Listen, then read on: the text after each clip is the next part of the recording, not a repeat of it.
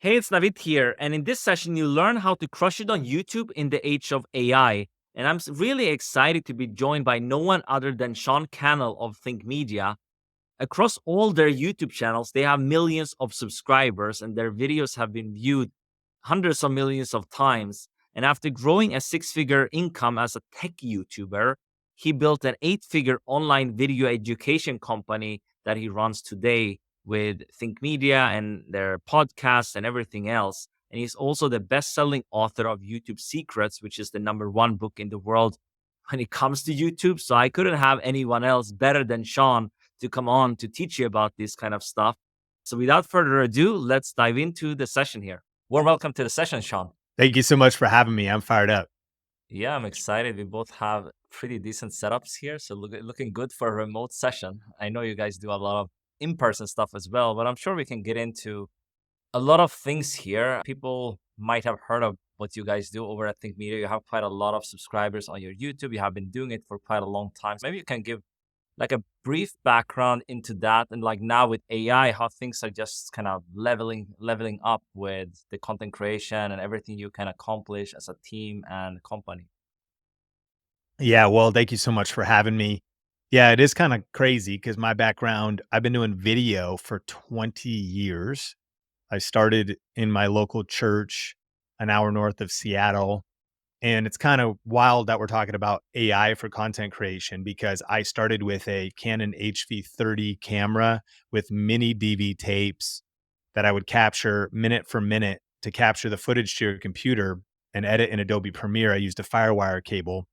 So if you had 2 hours of footage, it took 2 hours to transfer. You'd put that in, your editor.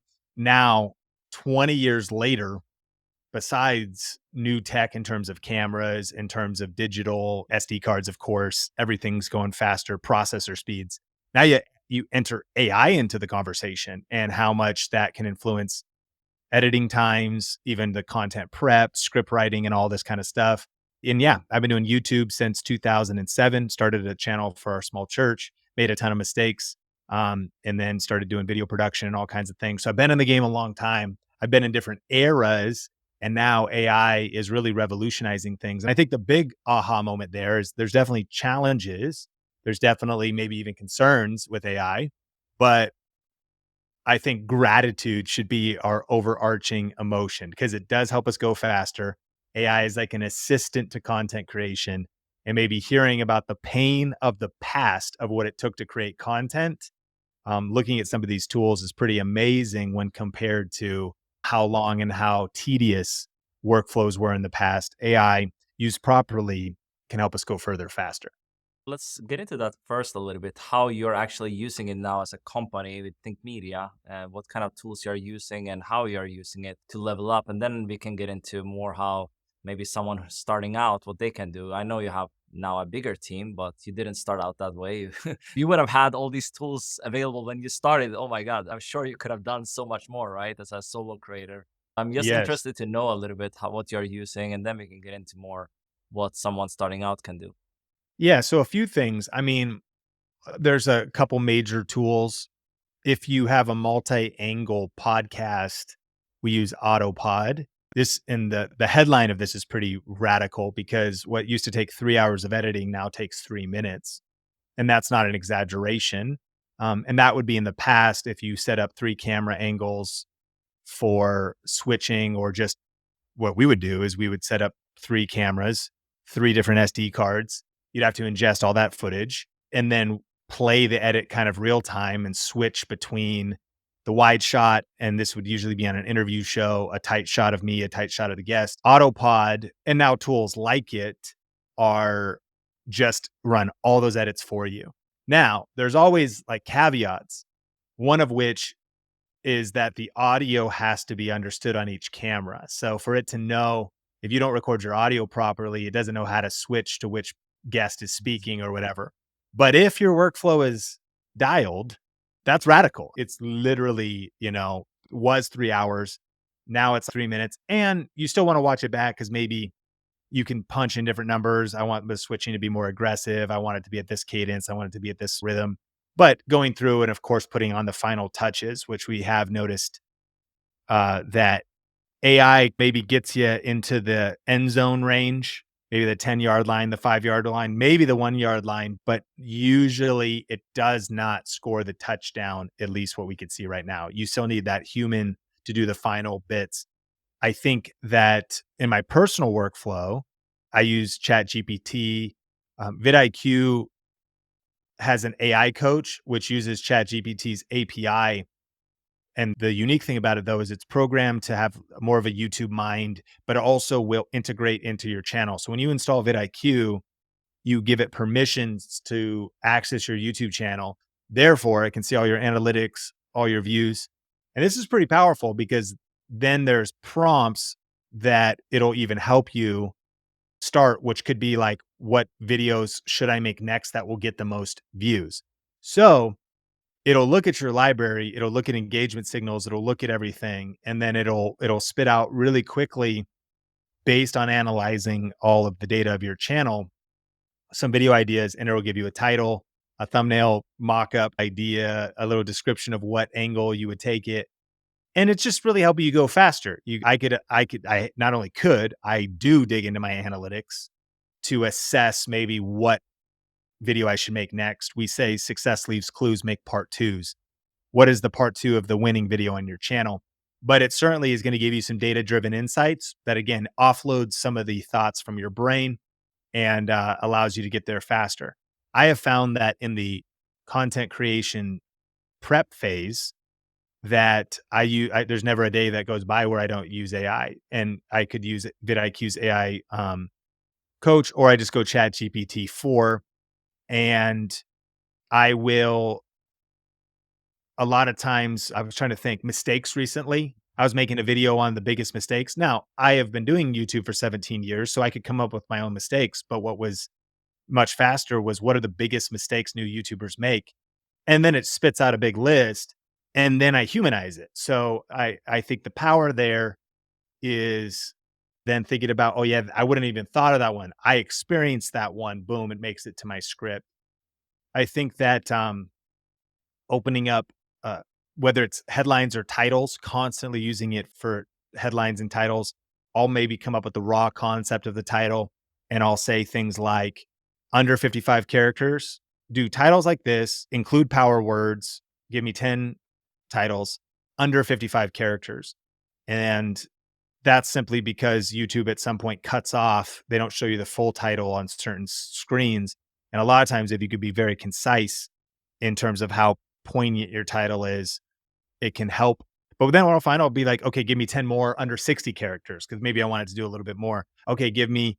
And so whether it's script writing, all that kind of stuff, I'll use that.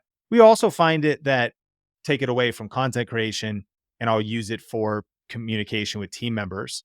Maybe I'll write a message and I'll throw the whole message in ChatGPT, and I'll say, make this warmer, make the tone warmer, because then it's, sometimes all about business and leadership, but on the other side of even digital interactions are real people. A little bit of warmth can go a long way. And what's cool about that is, right, it's so fast. So there's that one as well. Of course, there's things like Opus Clip that we're using for micro content, which will again look at longer form videos, predict based on trending keywords, trending terms. So it's listening to the language. And then you can make a lot of vertical video, or square or vertical, and you can tell the different formats. That again is another one that I'm excited about because it continues to evolve. It's every different vertical for AI has multiple competitors, and you're questioning who's going to win. You're questioning what's the burn rate of these companies, how many developers they have, how fast can they scale. Opus seems like they're going to probably be a leader, and I think they already are. There's other great ones like Descript, which can also pull ums out of videos, and they're adding different feature stacks. And then the other question, I know I'm kind of side questing here, but it's this idea of, will these bigger companies then absorb the smaller ones? Doesn't it make sense for either Adobe to just steal Autopod, essentially acquire them, or just steal the feature? And so how much, and just, code it into their own software? Where is it all going to go? It's an interesting question. So Opus for vertical is interesting. Those are definitely a few, and we have found AI making itself into our workflow. The other ones would be thumbnails, and seeing things, whether it's this kind of a controversial area, AI art, AI generation, mid journey, like huge debate, right? And I guess there's ethical Mhm. concerns, things like that. But I think just the fact that you could do sky replace or background replace or even like headshot generator, I think there's a lot of opportunity. There's some AI headshot generators where you could just take a bunch of selfies that are a little bit lower quality and then pump out these videos of you or photos, I should say, in somewhat of an AI generated look to it. But what's fascinating to me is if you look at like the most recent Mr. Beast thumbnails, even non-AI images there's a trend of having it slightly Yeah. avatarish in the way that they're edited. So I think there's something to it. We have done some thumbnails that were a Lenza, which is that big trend, Lenza, where you get your magic avatars of you upload some photos and then it just spits out all these weird photos of you in like cyberpunk or you in this or that. What's fascinating about that is we've used some of those as our thumbnails because they can be stark, contrasting. They could be like just interesting, fascinating. There's this one of me looks like I'm in a space suit, and there's like a ring of light coming around me. And I used it talking about trends. Now AI happened to be one of the trends, so it's accurate to use like an AI avatar of me. But the thumbnail was fire. I mean, way Yeah. better than something I could have just like.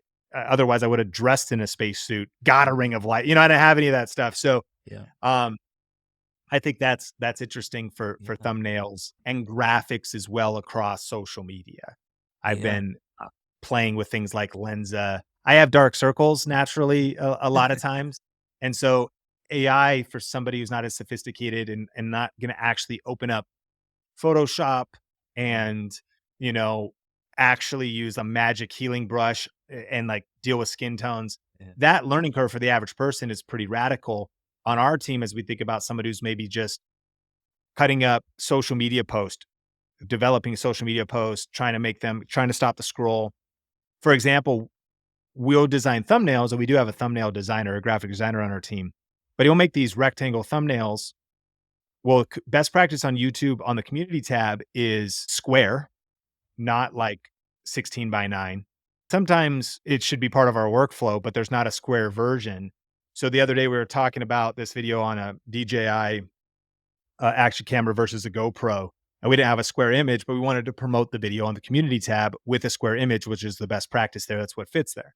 So then Nolan was like, "Hey, what if we grab a screenshot?"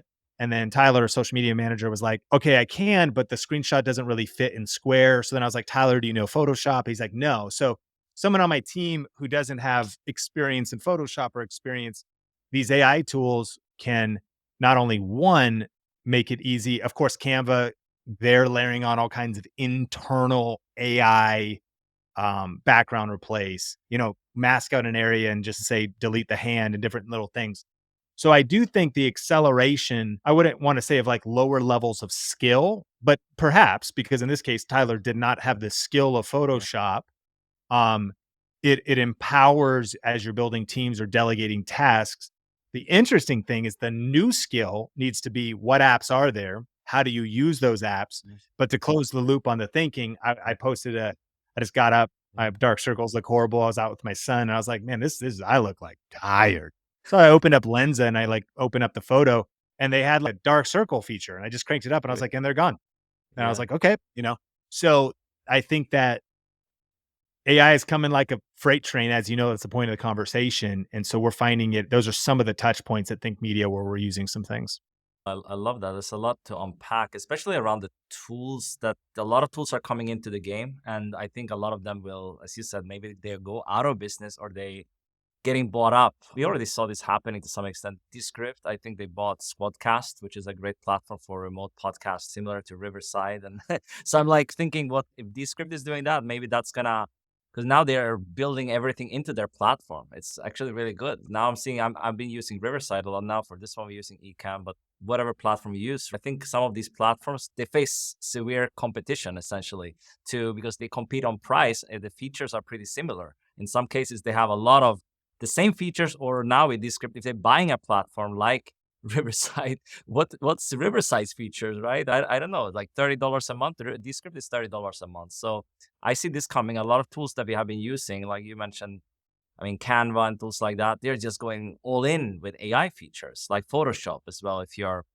a creator and have been using that. Now you don't even need to be that skilled in Photoshop. You can use the generative AI features, and you can like put sunglasses. I don't know Photoshop that well, but I can go in there and play around. I think it's getting more accessible with the creative skills. And I don't know if you've seen in terms of video, Runway ML as well. I don't know if you are familiar with that, or if you've seen any work being created on that platform, especially for YouTube or maybe bigger productions. I do think what's interesting for this conversation too, though, is YouTube just released new regulations for AI generated Yeah. content where that will need to be disclosed.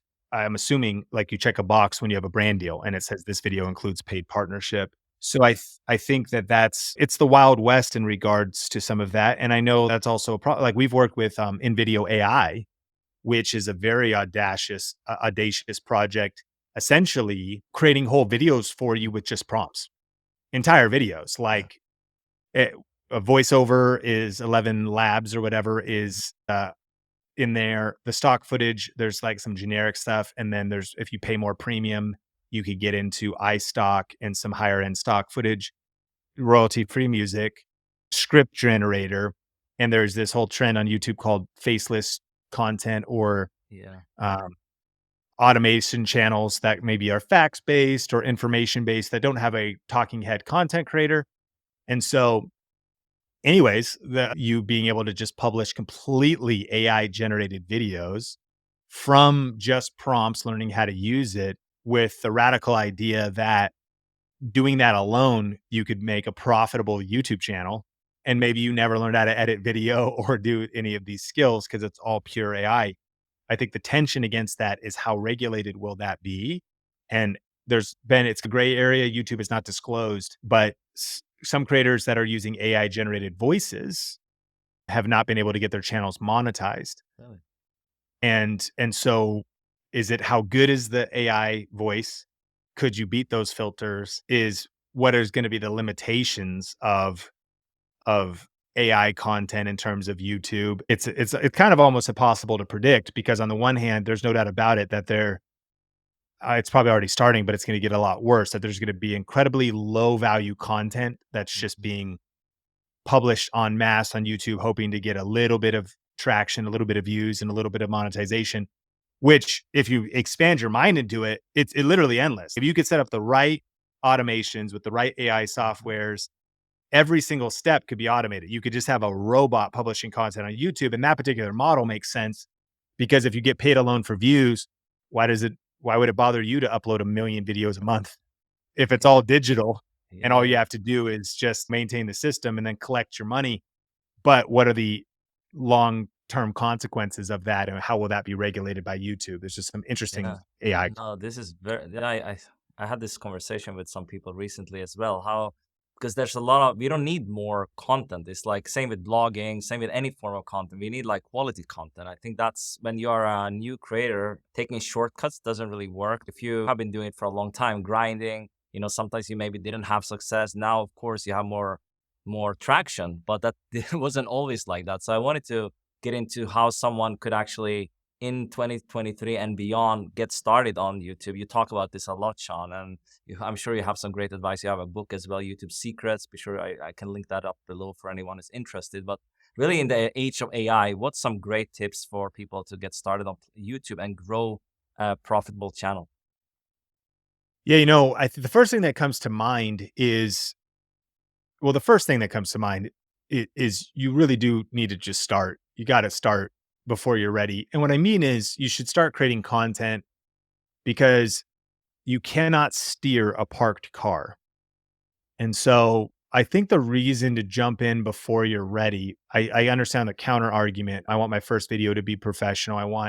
But even if you had a place, like you need a place to practice. There's no athlete that gets good at the game without practicing. You don't start winning the PGA Tour if you never go to the driving range and never go to the putting green. So I think you need to be actively creating content. So anybody listening to this, and that might not even be YouTube. I think getting started with vertical video, it could be on Instagram Reels. You could start doing Instagram stories. If you're active on it, you start getting used to talking to camera.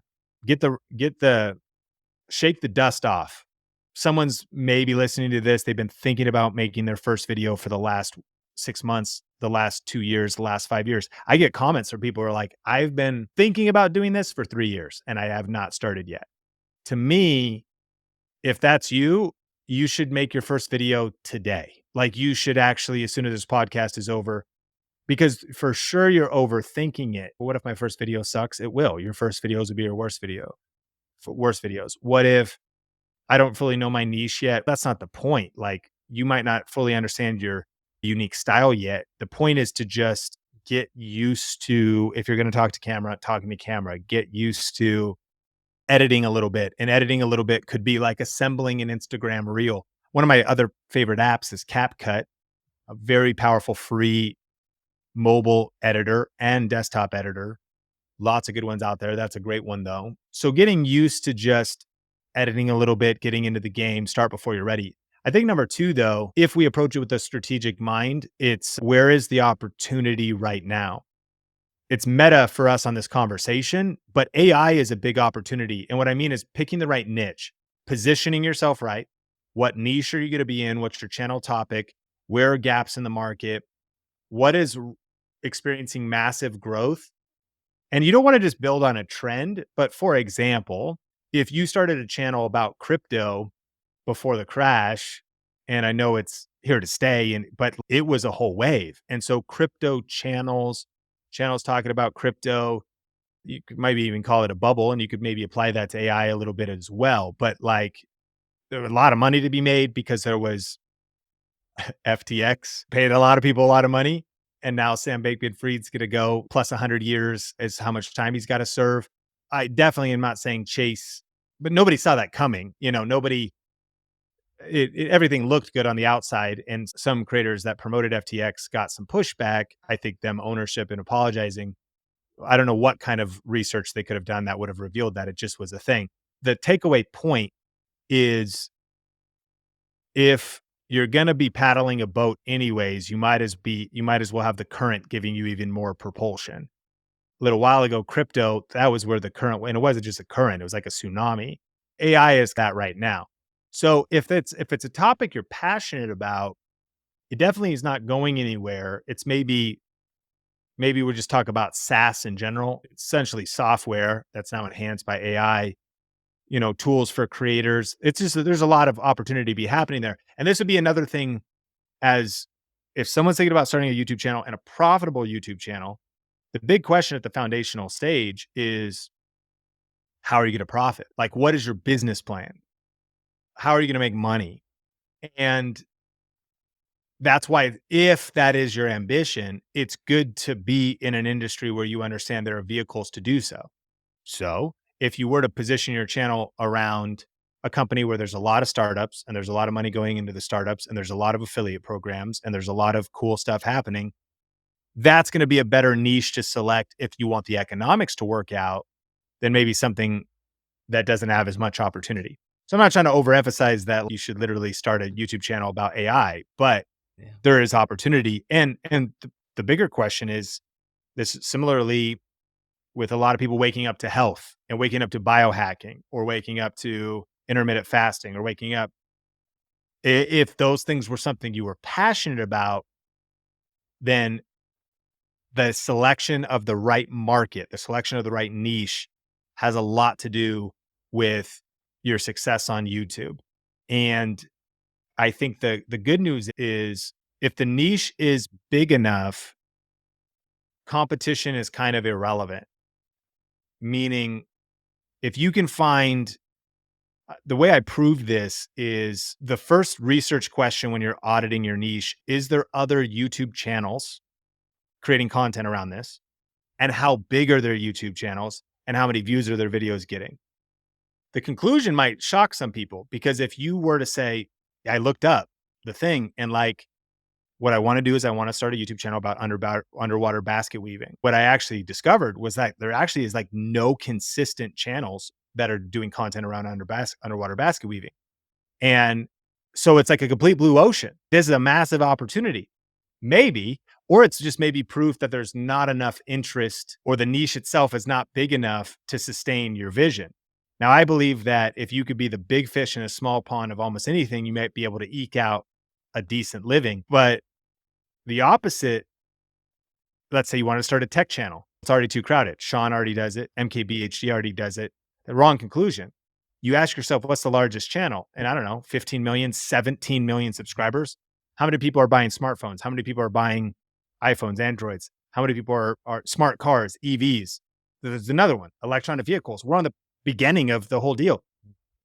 Like, and it's not going to go backwards. It's only going to go forwards. If you're thinking about where to position yourself, a lot of strategy can come in. You start something related to EVs. Maybe you niche down, it's Tesla only. Maybe you cover all of them. The way I can prove that there's opportunity there is take something like we do camera reviews. You would think that's saturated or you think it was full. We do a lot of tools for creators. One of the famous cameras is a little bit older now that we've talked a lot about was the Canon M50. If you were to go to YouTube and look up the Canon M50 and type in Canon M50 Think Media, you would discover that we've probably done 50 videos or more about the Canon M50. It compared to other cameras. Is it still good? Then it's the Mark II.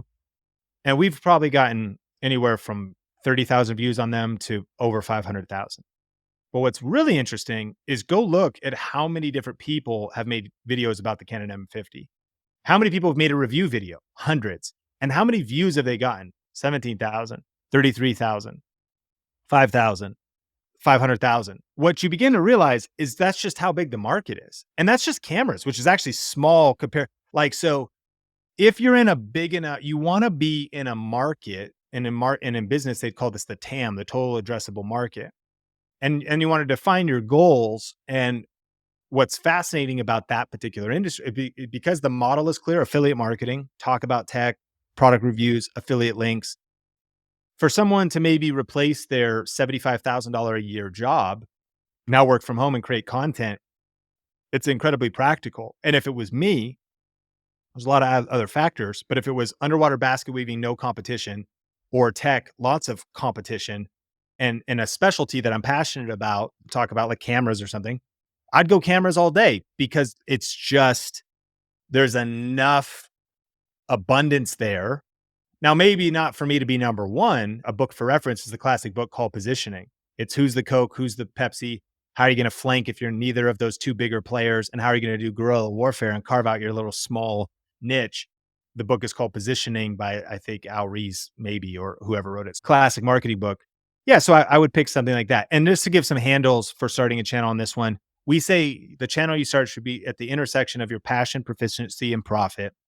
So if you're going to do a test, it's not just pick a market that's good. Oh, EVs could be very lucrative, but I don't care and I'm never going to buy one. Well, then you probably shouldn't do electronic vehicles. But if you're like, oh, I am passionate about them, I bought a Tesla and I'm kind of into it. Then you look at proficiency and you're like, I have been researching them and for a couple of years, and it keeps me fascinated. It keeps me curious. You don't have to be an expert, but more than anything, I think under the proficiency thing is, do you have a little bit of a track record into it? Like, have you been doing it for a few years? Are you fascinated by it? But more so, do you think you'll still be passionate about it in 3 to 5 years? Because you shouldn't really start a channel if you think your passion's going to burn off. Are you willing to research for 5 to 10 years, 5 to 10 hours for one video without being bored to death and not really caring about the subject matter? The answer is yes. I think you check that box. But then the final P is the profit P: passion, proficiency, and profit. And the profit one is asking, what are the money making? Are brands going to want to pay creators? Is there a lot of money in the system? Like if you can position yourself properly, even if you're a micro or nano influencer, there's certain brands that just for you putting a video together might want to pay you 5 to 10 grand or something. So that's the profit piece. If you're in the right market, Silicon Valley, venture backed, lots of money in the system. I don't think there's any startups around underwater basket weaving right now. So the problem being there's less money in the system. Now, if the passion's off the charts, if you're good and you recognize there's not a huge market, in fact, it's almost non-existent, but no one's really gone deep in it, then maybe you end up picking that one. So you really do you assess the competition in the market, and then you pick out the profit one, and it's at the intersection of all three. And if you almost scored each area on a scale from 1 to 10, it's not a 10 passion, but it's like a 7. The proficiency, I'm a little bit behind there, but I'm willing to learn because I'm obsessed with the industry. I'm obsessed with AI. I want to learn more about it. I want to study it all day. And if I can make a living doing that, cool. And then it's like profit. No, that's a no brainer because AI is blowing up all kind of money in the system. That's probably a 10 out of 10 in terms of profit. It's going to help you select your niche at the intersection of passion, proficiency, and profit. Totally. I think that's a lot of people, they forget this when they get started. Like, how can I actually profit from this? Just creating videos for the sake of creating videos. That's great. Some people are doing that as a passion, but I think what we are talking about here to building a real business, actually making a living doing this. I would just be interested, like I mean, you guys are making money in different ways. I think when you started, you primarily had the YouTube AdSense and the affiliate the programs you're part of with cameras and stuff you recommend. Now you have courses, you have a lot of other things as well. So maybe you can speak to that, what you recommend, especially for someone starting, because it takes some time to get things rolling with the AdSense and things like that. You're not going to probably make a full-time living do that anytime soon, right? Yeah. I mean, it depends. So, like, this is why. So, we, in our course Video Rate Academy, we teach 7 R's. It's a 7 R framework, a repeatable process. It's our proprietary process. The first R is reverse engineer. The second R is research.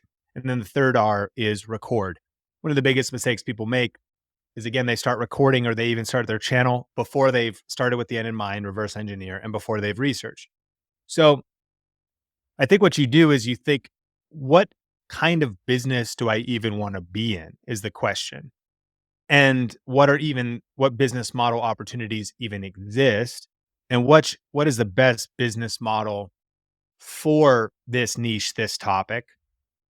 Then in doing so, it clarifies the later points. And again, where most people miss it is they just start creating content and think, I heard YouTube pays people. If I work hard enough and I get monetized, I'll get paid for views. That is absolutely, I think, the wrong approach, unless you've done your due diligence and you figured out, well, as an entertainer or a prank channel or something else, I plan on making viral content that gets millions of views, and I plan on ad revenue being my main business model. Totally fine if you've done that due diligence, but many people haven't. The reason I bring that up is because one of our students, Jen DeVore Richter, when she had 546 subscribers, 546, that's nothing, not eligible even to be monetized. Nothing, quote unquote, in the world where everybody wants to go viral and have 1 million subscribers, but incredibly significant if you're a business owner that provides a service, which she's essentially like a marketing agency. And so she sent us an email and said, hey, I just had my best week ever in my business. Best week. I did $11,000 in new revenue in 1 week because of our program, Video Ranking Academy. And the promise of the program is to rank videos and essentially just get your video showing up on the other side of either direct search terms or on the other side of intent. Because the way the algorithm works is it suggests videos when people are showing that's what they're interested in. So regardless of where the views come from, she wasn't getting thousands of views. She's getting like hundreds or tens. Like, she'd get 36 videos on a video. But think about it. It's almost like pre-qualifying leads for something very specific. So if your business model is, I already have an agency, a product, or a service that is a little bit higher ticket than getting pennies for views or selling an ebook, then actually, if you have that clarity, then things become really interesting fast, because you don't even need that YouTube ad revenue. The goal isn't a lot of views. The goal is the right views. But in answer to your question, I think it goes back to, okay, what business model do you want to be in? Do you have an educational type of YouTube channel that would logically lead itself to some kind of a paid online course? Great business model. Do you want to be an author and create free content but lead to book sales? Actually can be a great business model, especially self-pub. You can make a lot of money. You know, maybe you make $7 off a $13, $15 book on Amazon. You make $3 off a $5 ebook.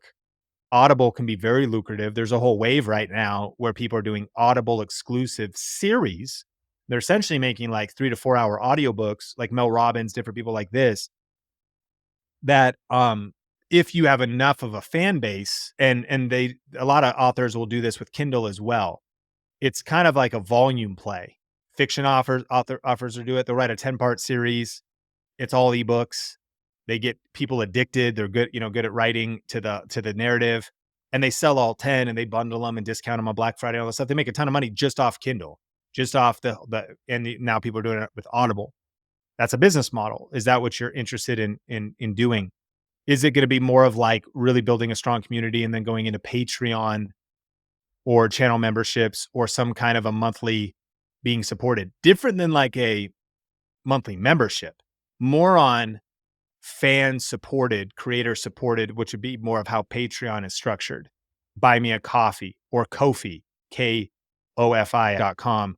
These are different crowdfunding type platforms where if you're some type of a passion project funded by passionate supporters, and maybe they get a Q&A, maybe they get different badges, but then also different than that even would be a membership community, which is going to probably be more educational. You get that MRR, that monthly reoccurring revenue, because people, rather than a one-off online course, are paying for the ongoing support in a community. And then whether you want to do virtual events, in-person events, whether you want to sell your time and do coaching, again, whether it's going to be AdSense at scale, brand sponsorships, there's lots of different ones. Yes, new creators should be weary. You don't want to chase them all at once. You won't even, number one, it won't be effective. Number two, you'll be too distracted. And number three, they'll all be paying you zero, if not a trickle. And you'd be much better. I think my advice would be focus on getting clarity about some of those earlier questions we've already stated, and I'll restate them. What business do you want to be in? What is the topic of your channel that you're passionate about? What will keep you curious and fascinated, and can you commit to for 3 to 5 years? And then start building. And also recognize that if you're building a side hustle, if you're building a business, if you're an entrepreneur and you want to be successful, you have to master sequencing. It's never going to be perfect, but sequencing is the big key. A book on this is Your Next 5 Moves by Patrick Bet-David. At the end of the book, he actually lists out the 15 moves that he did leading up to what Valuetainment is today, which is absolutely blowing it up. He's building a media company. He's probably 100 employees, going to be 1,000 in a year, really looking to like going into politics, kind of political commentary podcast. The whole thing is insane. Well, it's also not by accident, and there's a certain sequence to it. So sequencing would again mean, okay, I may know that eventually I'm going to launch an online course, but that's not the first thing I need to do. I know that's eventually what I'm going to do, but what I'm going to do first is this. And even what I'm going to do in my side hustles, I'm going to stay in my main career like this. This is how I'm going to survive. So sequencing could be like, what am I going to do in year 1? What am I going to do in year 2? What am I going to do in year 3?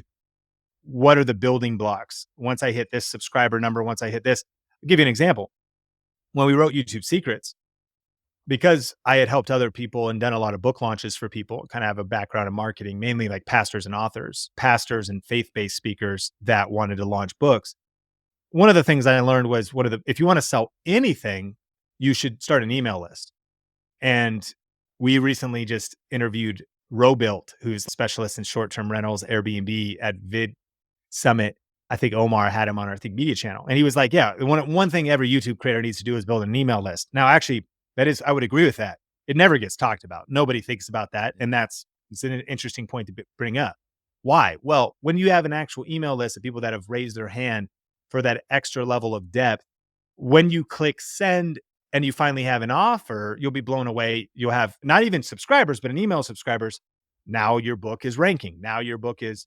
And so, and by saying an email list, it's not some shallow cash grab. The deeper meaning behind that is you've built an actual deeper community that has wanted to hear from you, that you've also nurtured and served and added value to, so that the day you launch something to sell, there's pre-volunteered Seth Godin permission marketing potential buyers that will purchase your thing, assuming you've done all the steps right, and you've nurtured them and taken care of them and they see the value and there's trust.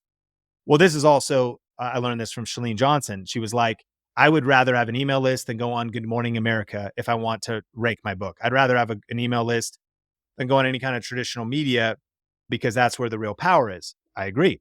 So we set out, once Benji and I decided to write YouTube Secrets, we said, okay, cool. We're going to start by writing the book. And then what we also realized was Think Media was heavily about tech, less about YouTube strategy. He had a vlog, which had nothing to do with business or strategy at all. Even though we were like, each of us has some influence, we haven't actually pre-built an audience that would want to buy this book. So we actually were like, okay, the simultaneous thing we need to do is build a platform, if you will, or build a niche community that would be positioned and interested in buying the book YouTube Secrets when it comes out. We set a target. We don't want to release the book until we have 25,000 people on the email list. That would be an example of a sequence. It was like, decide you want to write book. Great. Start doing so. Start getting it ready. How are you going to market book? Oh, I'm not ready. Okay, great. Well, let's get started now.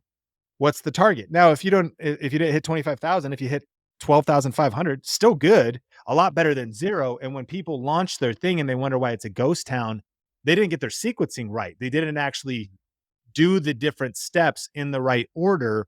So then, of course, it was beneficial that we actually exceeded that number, which was a cool thing to have happen. But then it was our subscribers plus the email, plus whatever social media following, plus the book launch itself.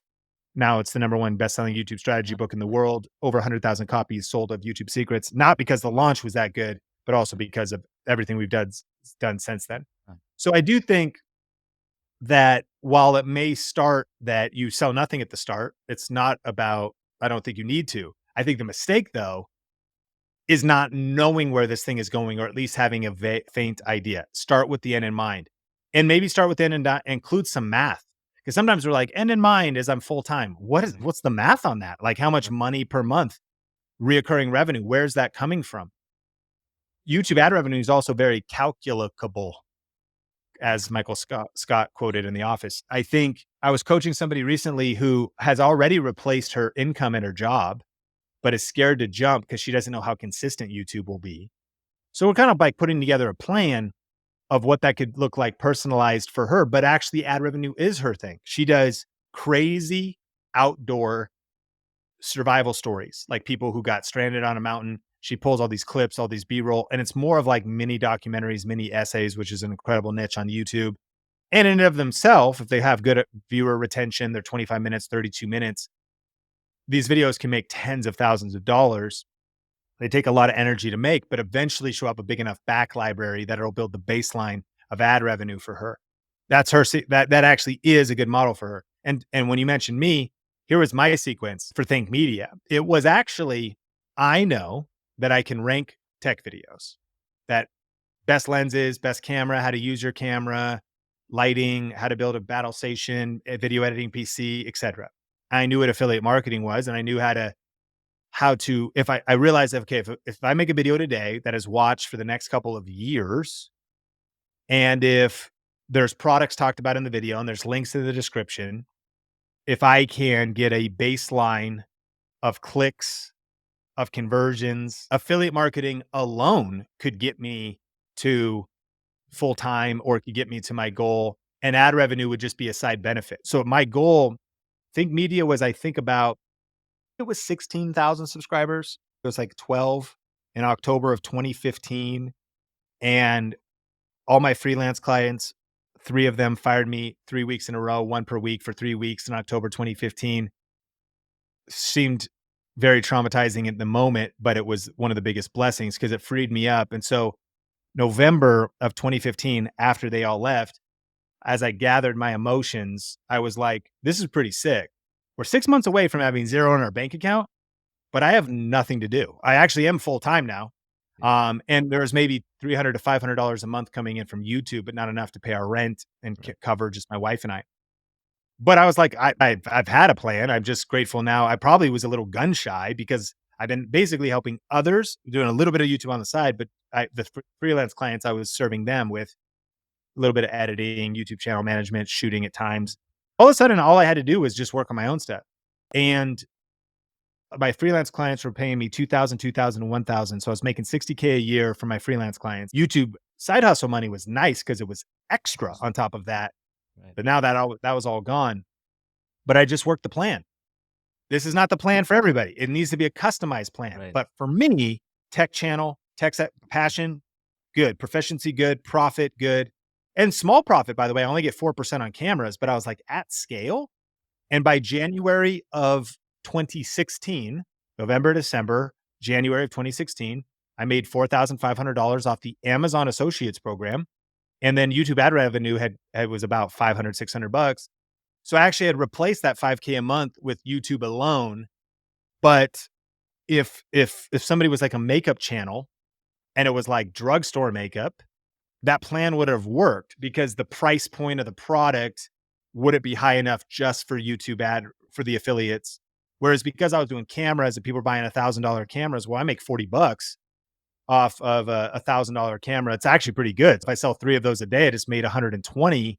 And if I can at scale rank videos, so some of those nuances I think come into like figuring out what your plan is, and then they can adjust the sequencing. I Yeah. actually don't leave my job yet. I stay there for a year. Maybe I do go all in right now because I've done the economics and I've done the math. And so those are some things to consider. No, for sure. I like a lot of things you said there, especially the email list building. I think that's really interesting. A lot of creators and solopreneurs and things like that, they're not building that important email list because I check out your channel from time to time, Sean, and I don't see you promoting a whole lot, like in terms of your direct to sales. You're promoting lead magnets sometimes, like you have a master class or workshop, or you have some PDF they want to download about YouTube tips or something like that, but you don't like go direct to sales. And I see that with Ali Abdal and other YouTubers who have actually focused on the email list growth and built very significant email lists, and they actually make a lot more money, I would say, from their audience on their list. Of course, YouTube revenue is significant if you have an audience, and to some extent passive income as well when you have built up that library. But I think without the email list, you wouldn't make as much. So I think that's really interesting what I see from creators. I don't know if you see that in your audience when they come to you, Sean, that they miss that gap to build that list and start generating some real revenue from their audience. Well, yeah, I think they miss it. If we're also realistic about this is I think we are. It's funny thinking about like what I sell in terms of selling a YouTube course Yeah. because the way we market it, we integrity is everything to us. So a lot of times what I'll tell people is I'll be like, a good product to sell, although oftentimes unethical and internet marketers get trouble for this, is it's easy, it's push button, it's a cash machine, it's get rich quick. So the way I market though is like, it's freaking hard, it takes forever, it's get rich slow, it's gonna be brutal, you're gonna want to quit. Which is I think good, but it probably hurts sales, but I'm happy to do it because Yeah. but let's add on top of that, I totally agree. Yes, build an email list, but I think just encouraging listeners, this stuff, it might, I could see why it feels overwhelming because it is. Because what are we now asking the individual that potentially has a full-time job to do? Plan videos, shoot videos, edit them and upload them, create a lead magnet, set up your email list, understand how a CRM works. 99% of creators that start an email list fail at this point. They never send anything to their email list. Send something valuable to your list at least once a week. Really nurture them, stay, updated with them, and then do all this depending on while it's on the side. Now, here's the good news. It is possible with discipline, with systems, with planning. And it's not like you have to do it at a crazy scale. There is a sustainable pace to do it all. So yeah, I would absolutely agree.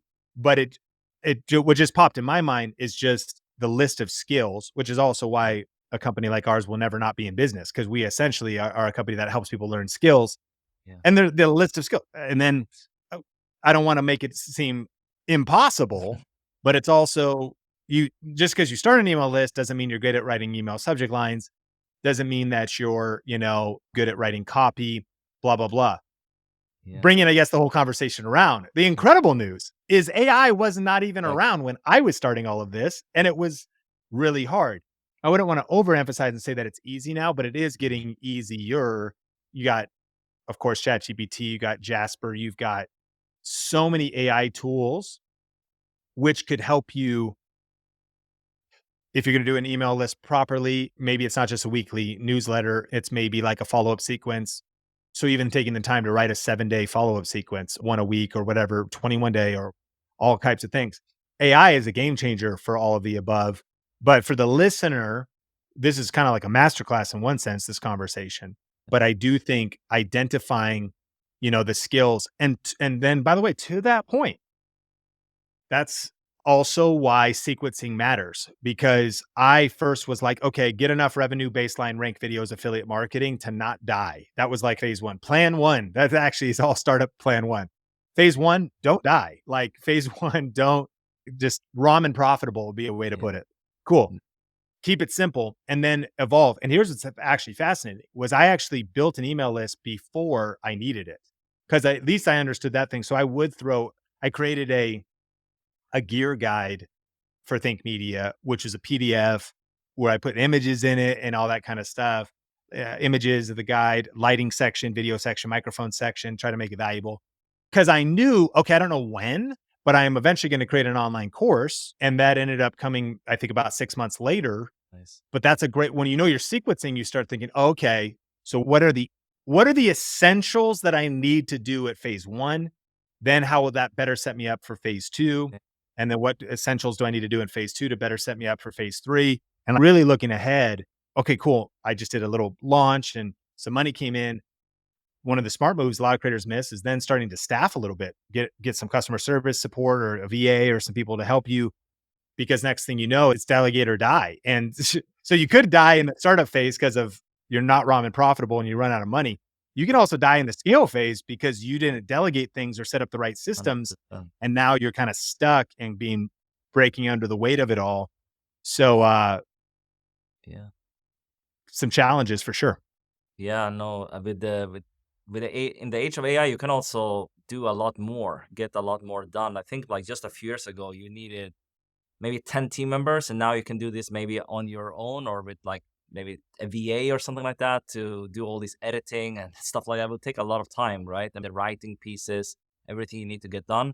But I would be interested to know what you would recommend someone to do when they are starting on their channel. As we start to wrap this one up, what would they start posting? Like, I mean, how do you decide? I mean, on Think Media, you have a lot of ideas because you have been doing it for a long time.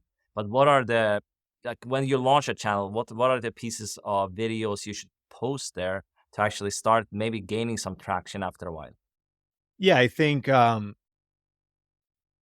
that back to starting before you're ready, because here's let me just go through the list of Mhm. of your opportunities. Yeah. So even YouTube features now. So one of the things to absolutely consider is YouTube Shorts. YouTube Shorts, vertical video, less than 60 seconds. Now you have video podcasts. That's interesting. And there's a whole podcast Mhm. tab, and then it'll go to YouTube Music, and YouTube is putting some juice behind that. Do you have a good idea for a podcast? Do you have any kind of leverage, your relationships, interviews, what you could do solo round? You could do essentially video podcasting. We don't need to define the term, but it does confuse some people. Like, what's the difference? Well, I don't know. YouTube is the number one source of listening to podcasts. Okay. So you have long form and you have a range of long form. Then you have live streams. Even going through that list, that's kind of overwhelming. It's like four major categories. And so the reason I bring that up first is back to a few thoughts. One, start messy. I think an approach would be test all like if you've never posted a YouTube short, try it. If you've never uploaded, you don't even have to. A big myth and blocker that happens for our students is they think about starting a quote unquote show. I think that's a great idea. A show could be Lewis Howes has the School of Greatness. It's like a show. It's a video podcast, Just and Sean, just one thing. Would you recommend people start a podcast? Is that a good strategy now on YouTube? I see a lot of people doing it, like having now with the podcast tab and all this. You can do it on your main channel, or yeah, would you recommend a separate channel for the podcast? I think everything is a good strategy. That's not a black or white answer. Mm, It's does it do your current subscribers, would yeah. it be on brand for them to consume the podcast there? What's your vision for it? Will they are you trying to build up something different? Is it slightly different? For us, it was. We started a second channel, Think Media Podcast, because I knew, by the way, I was going to talk about like the behind the scenes of building a creator business. So if I did an episode on email marketing, it doesn't really fit as much on our tech Mm. camera channel. YouTube Tips does, but if we go really deep and even get into, let's say, online course building and some other stuff. So I saw the need of starting a new conversation. So I started on a separate channel. It doesn't mean it's the right way to do it. but there was intentionality behind it. I think that's the key. What I would say is back to the show idea. People always think, okay, if I start a show, I start a video podcast, man, if I start it, I need to commit to it, well, probably for the next 100 years. So I need to start like teaching my kids right now to take over for me. And like, man, and I'm like, what are you talking about? Why not just do a beta episode or a pilot? In television, before a season gets funded, they do a pilot. I don't think enough creators do pilots, meaning they think if I do one video podcast, I have to commit to podcasting for the rest of my life. No, you don't. Like, get a mic, interview somebody. You don't even have to name it at first. What I'm asking people to do is test and experiment more so you actually have tasted different content formats and then decide where you want to go from there. It's not going to hurt you. So to upload an interview like this with Ecamm, it's not going to hurt the channel. If it's on brand for the promise of the channel, it's the early days. So I actually think one approach could be almost like make a checklist and be like, okay, I uploaded 2 shorts. I uploaded 2 regular YouTube videos. I uploaded 2 interviews that are like a podcast, but I haven't started a podcast yet. I just was testing. I did 2 live streams. How do I feel now? What did I learn after doing that? Not enough people do that. So I think that's thing one. I think thing two is as a solo creator, as a side hustle creator, if you try to do it all, you're doing too much when you're just starting out. So there's shorts channels that are blowing up. To your point, there's great video podcasts. And maybe you're like, what is it? 1 a week, twice a month. My question is, what is going to be sustainable? And the entrepreneur term is the MVP, the minimal viable product. That's what you're looking for. And that's why I think being in research and development, there's no reason why you shouldn't post 30 shorts and 10 long form videos and then make a decision. That's actually a lot smarter than the person who didn't research, because that is R&D. That is like, okay, I'm kind of figuring out my style. I'm figuring out my voice. I'm experimenting. So why I'm so passionate about people eventually kind of nailing their niche and getting clear, people feel like I'm contradicting myself by also saying like test and experiment with things. Yeah. And that testing and experimentation is so that you could refine your process. It'd be like they're testing different chips as they're building out the Xbox. Eventually it's ready to go to market. You have an R&D department. So like, I think that would be the thing to do. So as far as what content to go on the channel, on Think Media Podcast right now, which is my new channel, it's 3 years old, 140,000 subscribers. We have full length pre-recorded podcasts on Tuesday and Thursday. We have 2 clips from those podcasts a week, which are long form videos. Every day we don't upload a video, we upload a short, roughly 3 to 4 a week. I also have a show called Coffee with Cannell, which is a live show that happens 2 to 4 times a month. So I post shorts, live streams, video podcasts, and proper YouTube videos, AKA clips, all on one channel. I use all content formats, and we expand, of course, onto YouTube Music via YouTube's integration there, and then strip the audio or export the audio separately and distribute it across Apple and Spotify and all the above. Yeah. Now, here's a huge key. If I was to isolate that team, it's all one big team. But if I was to isolate the team, at least for the way we do it, I would say it's at least an assistant, a VA assistant that helps us manage the details of it, schedule guests. I interview guests on Riverside or StreamYard or whatever. And I also will fly in person and do stuff at events. A videographer, since we do film in person with multi-angle, if you did it my style. I guess the point is, call it like 5 or less team members to do a at scale proper. People I'm sure can do it more efficiently, but at least the quality of content. And one of those team members chops 2 vertical videos, which end up on TikTok and YouTube Reel. So there's a whole thing and then it all maps, of course, to a profitable business model as well. Yeah. That right there is not starting. That is pretty advanced. That is much more sophisticated. So minimum viable product is what I would be after. As a solo creator, I made 1 to 2 normal videos a week back in 2015, ranked videos, linking to tech. I did the description. I did the thumbnails. I did the titles. I posted the videos. I emailed brands. but the volume of content was nowhere near the volume. Yeah. It was the minimum viable product, and I Yeah. knew what it was. I think it's defining that for where you are. Eventually, everybody listening to this, if they aspire, why not, quote, unquote, "do it all" if you Yeah. do it smart with team and systems and AI and Yeah. scalable things that help you do it, but be wary of starting too complex. Try Yeah. to start that's why it's called the minimum viable product. Actually try to start with the least amount of activities you could do, but don't also mistake, just to close the loop, maybe having some chaotic action at the start, because the purpose of just the create, hit record, don't overthink it, is to get data, is to get some feedback loops, is to test some things, is to try some things, to then define what your minimal viable product is, and then focus on that and get your money right.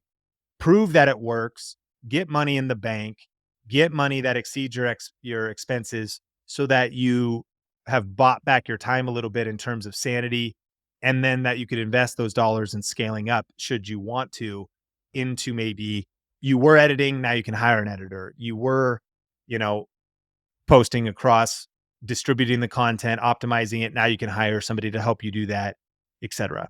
Yeah. To bring this full circle, what would you say to inject AI into all of this? What would be your number one piece of advice for creators to actually do that when it comes to creating really valuable YouTube channels and building a business where AI can play a role similar to what you guys are doing with Think Media now? Yeah, I mean, in full transparency, I would say what I know from a high level is that AI has changed everything. AI has now lowered the barrier to entry, if you will, because everything I just described back in October 2015, I was doing it by brute force, hard manual labor as a solo creator. I think that AI has lowered that. I will say personally, because my hat is CEO and running the team, one of the biggest things that I'm focusing on is getting my team using AI and less than me using AI. For example, I don't really edit videos anymore. We created like a guide, like so.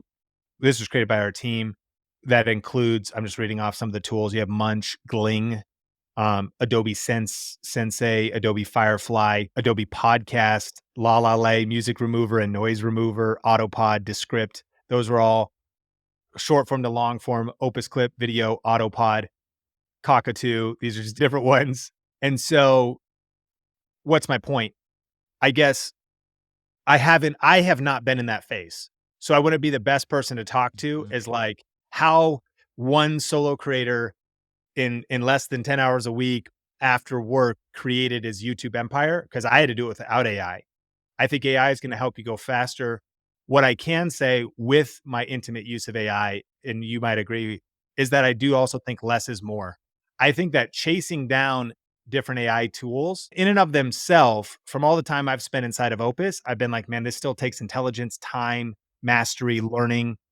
And for some people that are posting graphics with 567 AI tools on them, I'm like, that in and of itself is a landmine for people just getting too Mhm. mixed up in the wheat. So many different things you could hit that'll slow you down. Minimum effective.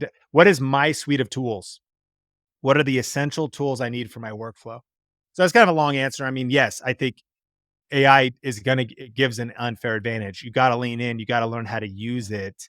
I'm always being thoughtful though of also asking, okay, am I the bottleneck? Am I the constraint? Or now that I've got team, I'm actually trying to empower them to say, how can I also be more efficient? Which tools are relevant for me based on my role responsibilities? We're a total team of 30. So this is how different I have to think now. But also I asked them, we went through a whole, and we're still in it. I said, listen, AI, it wasn't not that anyone was being like threatened of being fired, but kind of. I was sort of like, with Autopod, I was like, Steph, you're gonna. I just bought you 3 hours, and I don't know. It's not probably 3 hours to 3 minutes, Yeah. but at the least 50% of your time, at least in that activity. So, is there more outputs or what other tools? So, I asked every single person, and not everybody was in direct content creation, customer service. How are we support tickets, Yeah. follow up ticket, automation for tickets, etc. So, yeah, no, I think you have to embrace AI, and whether you're a solo creator, whether you're in a company and you want to be more efficient and you want to be a linchpin and you want to raise in promotion and you want to take over, I think that deeply understanding, learning, and finding AI tools that legitimately save time and that you get to a mastery level with will make you an assassin, save Yeah. you time, and it's an exciting time to be living in. Yeah, I think the tools that you might already be using or tools that you need, kind of reverse engineering the process. What do you actually need to get the job done? Not just using a tool for the sake of using a tool. I think that makes you actually less productive. This has been pretty valuable and like a masterclass, basically. Sean spitting knowledge here left and right. This has been really good. I suggest you go check out Think Media. Of course, they're on YouTube. They're everywhere. Is there anywhere else you want to direct people, Sean? Yeah, I think that's if you look at Think Media on YouTube and then Think Media podcast, that's where and Think Media to make it all sustainable too, to even run 2 channels. We have I'm on there, but we have Nolan and Omar. That's also like a team brand, becoming more of a team brand. And then in a way, the podcast is kind of like my personal podcast. So that's where I'm creating 2 episodes a week. And so I would recommend that as well. It's called the Think Media Podcast. It's a separate Yes. YouTube channel. Awesome. I will link up everything we talked about below. Be sure to subscribe to the channel if you enjoy this, like the video, and I'll see you in the next one. Ciao for now.